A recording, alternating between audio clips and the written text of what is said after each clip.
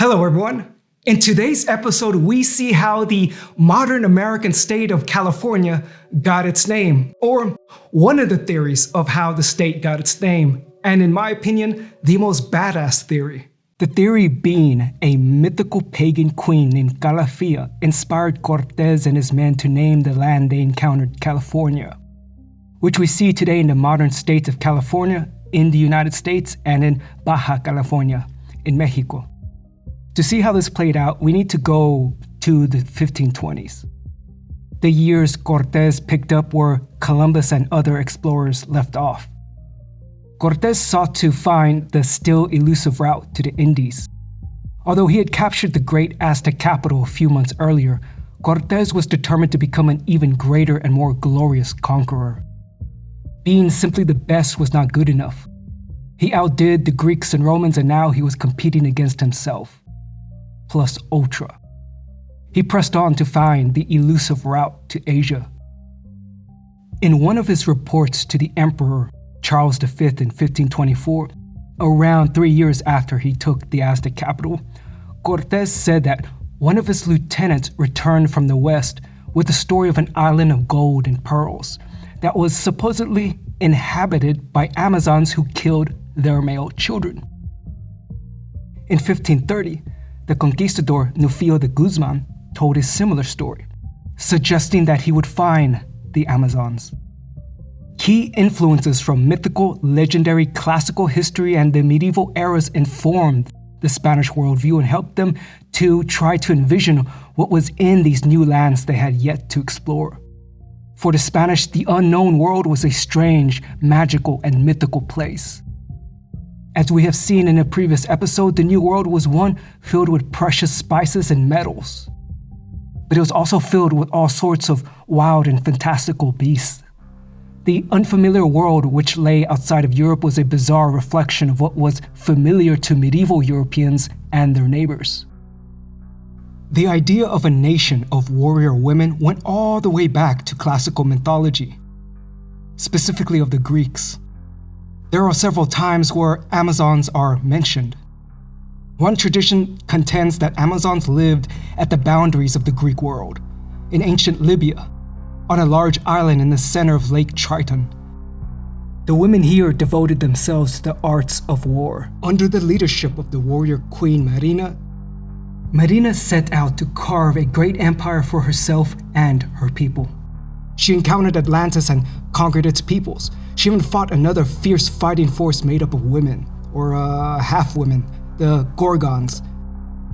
The Amazons built a great eastern Mediterranean empire covering parts of North Africa and Asia Minor, before eventually falling. Now, other Greeks such as Herodotus argued that the Amazons were associated with a band of nomadic horseback warriors known as the Scythians. Amazons were also associated with patron goddesses, protectors of ancient cities. Such was the case with Athena, the patron goddess of the Greek city-state of Athens. Amazons also found their place in Roman mythology. The Roman poet Virgil wrote about Camilla. She was a young woman raised in the wilderness. From a young age, Camilla was a fierce devotee of the Roman goddess Danna. Danna being the goddess of hunters and huntresses, nature, wildlife, childbirth, the night, and the moon. And Camilla's father did not teach her the ways of womanhood, but rather, her father taught her how to hunt, how to fight, and how to slay men. Her training was finally needed when ancient Italy was invaded. From the burning embers of Troy, a group of Trojan refugees eventually showed up. These people were outsiders, invaders. A proper Italian king, King Turnus, requested her expertise, for she was greatly respected as a tactician and as a combatant. Turns out that the Rutilian people needed her help. The Trojans had not sent their best. In fact, the Trojans needed to go back to where they came from. The refugee hero Aeneas landed on Italian shores and conquered the heart of a beautiful princess named Lavinia. This sparked a war between the newcomers and the native Latins of Italia. This is why and where Turnus needed the help of Camilla, as Camilla's skill and ferocity were unmatched. In combat, her speed was unrivaled. She slew Trojan after Trojan. In fact, she was so zenned out by her blood rage slaughterfest that she lost track of her surroundings. It was at this point that Cortés appeared. He was a dishonorable degenerate destitute of dignity. It is important to note that Camilla and Amazons in general are depicted as heroic. That is, equal to the bravest men who made up the heroes of ancient Greek and Roman mythology. A true hero of Western civilization needed to conquer an Amazon to be considered a true hero. To defeat an Amazon in combat was to win glory. It was an honor to be one of the few men who could survive the supernatural murder machine that was an Amazon. And it's important to note that this was a win-win situation. It was equally honorable to die by the hands of an Amazon because that would mean a most heroic death. But Cortés did not choose the path of honor.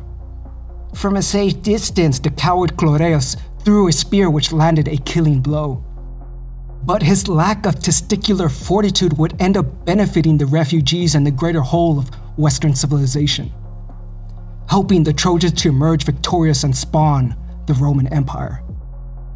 Now, amongst historians, there is no real consensus as to how much the ancients believed in these stories. Some Greeks and Romans legitimately believed that there existed a nation of warrior women somewhere out there. But some Greeks and Romans thought it was complete bullshit. But this pattern, tradition, or archetype of the semi-historical reality of the Amazon warrior persisted throughout time. One of the consistent patterns that we see is that Amazons live just outside the known world, both geographically speaking, but also speaking in terms of the imagination. Amazons subverted and reversed cultural norms and taboos. Amazons worshipped a warlike goddess, which is at odds with the male gods the ancient men worshipped. The society of the Amazons was a society where women were warriors, not men. This was a world that women ruled, not men. But important for later gold-seeking conquistadors is that the Amazons depicted in the ancient stories also inhabited earthly paradises.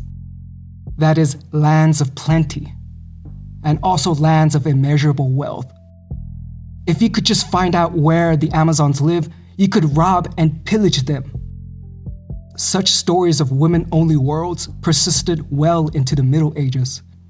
Medieval Europeans believed that maybe these women lived somewhere in Africa, maybe somewhere in modern-day Sierra Leone. But other writers placed them in modern-day Finland, modern-day India, but most continued to place them where the ancient Greeks put them, somewhere in the modern Middle East. Medieval Spanish literature drew heavily on these classical sources. Stories of women warriors continued to appear in the medieval era, including the book known as The Adventures of Esplandian. Your average educated aristocrat or common soldier of fortune inhabited a culture that believed in the historical and contemporary reality of the Amazon, who lived on the verge of the known world. Readers from the 14th, 15th, and 16th centuries took these kinds of stories very seriously. With the discovery of the New World came the expectation of the discovery of the land of the Amazons. The discovery of the American hemisphere was perceived as a, quote, new world, that surely here must be where the Amazons lived. Christopher Columbus speculated that maybe some of these Amazons were hiding in the Caribbean. And further, news of Columbus's discovery fueled ideas of strange things living out there in the world, including Amazons. Later conquistadors would argue that no, the Amazons were further west or maybe further north, that they're around here somewhere. We're close. The classical tradition influenced the expectations of the conquistadors. They found what they expected to find and saw what they expected to see. Indeed, so pervasive was the expectation to find a tribe of warrior women that the South American river, the Amazon River, was named after the Western Amazonian tradition of believing that a tribe or nation of warrior women lied somewhere out there in the world. Now, the Amazons that influenced the naming of the American state of California derived from one of these medieval works of literature. The source for the worldview of Cortés and the other conquistadors was the early 16th century novel, Las Sergas de Esplandian, or The Adventures of Esplandian. The Adventures of Esplandian was written by the 15th century Castilian author Garcia Rodriguez de Montalvo. He had updated and modernized Spanish romances over knights and chivalry, including The Adventures of Esplandian. For some background, the centuries-long Reconquista formed the raw material for medieval literature in 15th and 16th century Spain. In the 16th century, the works of Montalvo were read widely throughout Europe, including by many of the Spanish conquistadors. The work is a sort of historical fiction or even alternative history. The novel is an action-packed story about a knight fulfilling his archetypical journey to heroism.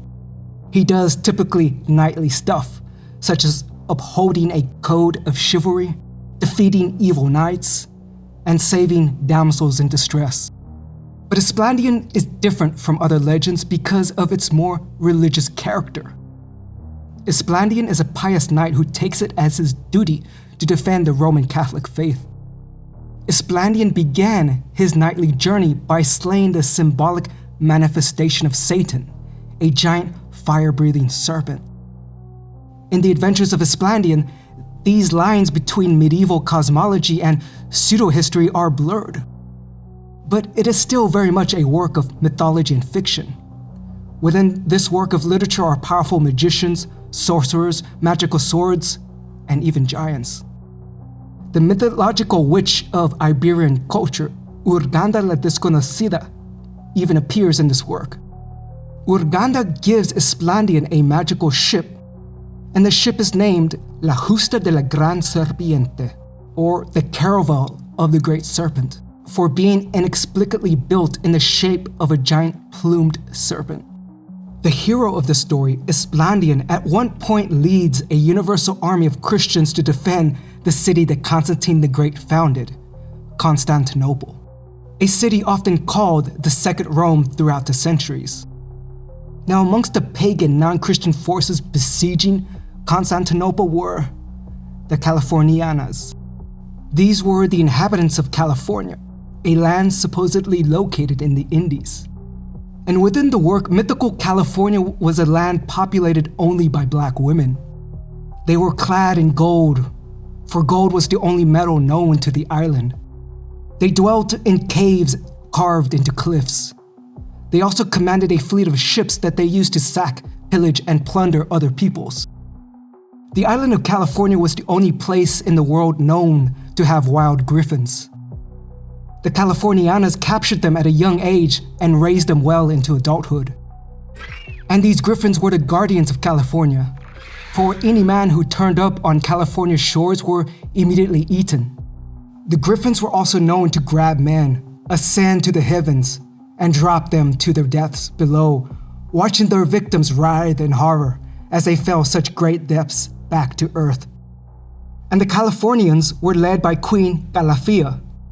Calafia is said to be large, beautiful, and youthful, clad in golden armor. She was also said to have been the most powerful, ambitious, and courageous ruler the throne had ever known. And she was a woman driven by her ambitions. She believed it was time to join the ranks of history's greatest conquerors. Alexander the Great, Julius Caesar, fuck them, it's time for Queen Calafia. And this was fame and glory she would share with her sisters. She believed they were destined for something greater than being locked away and secluded on a remote island. In The Adventures of Esplandian, the Christians find themselves besieged at Constantinople, surrounded by legions of God's unholy enemies. And this is where Queen Calafia shows up. The host of griffins arrive to the battle. The pagans rejoiced as the Christians are filled with dread. The griffins storm the battlefield. These flying murder machines ruthlessly cut down scores of crusaders.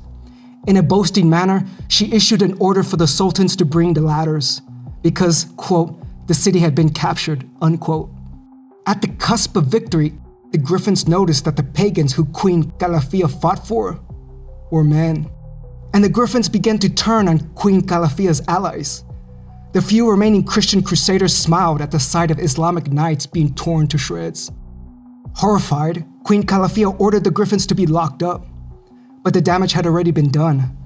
She ordered the Californianas to continue fighting on foot, and the legend speaks of her unparalleled martial prowess, that she cut down crusader after crusader after crusader. She eventually fights her way to the boss level, to Esplandian himself.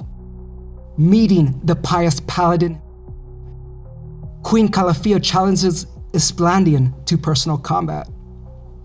And Esplandian gladly accepts, being covered in the thickest fucking plot armor you have ever seen. And predictably, things do not go in her favor. She is outmatched by the crusader, and eventually she yields.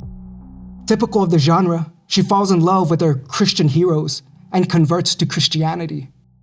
Now, these kinds of chivalrous novels have had a tremendous hold on 16th century readers, fueling the heroic delirium of grandeur and megalomania of Spanish conquistadors. Indeed, the intense hold that this type of literature had over the minds of men was evident in the fact that when he landed in 1535 in what is modern-day Baja California, Cortés and the conquistadors had no idea if it was a peninsula or an island they had landed on. Nonetheless, Cortés's men bestowed the name of California to this new land, in honor to the hopes, dreams, and expectations. Throughout the rise of the Spanish Empire, myth frequently bled into reality. This Western tradition of woman warrior was the same archetype which Teresa of Avila attempted to fulfill as a child. That is her call to adventure, to become a crusaderess. But this Western tradition of the woman warrior was also a tradition of women as a protector, a status embodied in the real-life women who were legitimate knights in the Order of Santiago. Although they did not serve the knighthood in the role of combatant, they fulfilled the Western archetype of the female protector in a similar manner to Athena, and also in the legend of Esplandian in a similar manner to the witch Urganda la Desconocida. Urganda la Desconocida was the protector of Esplandian. Now, in real life, we're in reality now. The grand protector of Christian knights during the medieval ages was Santa Maria, the Virgin Mary. Indeed, this is something we have seen, how Spanish conquerors regularly attributed their success in battle to the protection of the Holy Mother of God herself. In another example, since Christopher Columbus considered himself to be a soldier of faith, he named and changed his ship from La Gallega to the Santa Maria. In many ways, the name of California reflects more than the classical and medieval European traditions. It reflected the aftermath of the Reconquista, along with the ambitions of the Spanish to establish a worldwide Roman Catholic empire of humanity. California's identity connects to the Muslim world, to the Middle East, to Africa, to Rome, to Greece, and medieval Europe more broadly. Queen Calafia was a pagan leader who participated in a worldwide coalition to capture Constantinople from Christian crusaders, only in the end to become a Roman Catholic herself. Thus, the state of California was a global melting pot before the Spanish even arrived. The Spanish imagination reached California before the Spaniards themselves did. And the tradition of a militant and cross-cultural heroine lives on in the modern Great Seal of California. Although the Spanish conquistadors brought the tradition of Christian militant heroine and Mexica militant heroine with them, modern Californians chose a more classical manifestation of the warrior heroine tradition. Athena, the goddess of wisdom and strategy, is the central focus of the Seal of California. Wisdom and strategy were also things which defined the American Amazon, Queen Calafia. In such a manner, the name of California, along with its Great Seal, embodies and reflects the Western tradition of the woman warrior. It is also important to note that Amazons represented a form of feminine power which was destructive to dominant cultural norms and taboos in society. In contrast, the women warriors of Mary and Athena represented a form of feminine power which upheld society's dominant cultural norms and taboos. Athena was a powerful woman whose power did not alter, threaten, or change society's structures. That is why Athena was chosen instead of an Amazon. But just like how her protection ensured that Athens would forever be celebrated for its flourishing culture, so too would Athena's grace ensure California's role in diffusing culture as well. Hey guys, I just want to thank you all for watching my video, and I hope to see you guys again real soon. Ciao.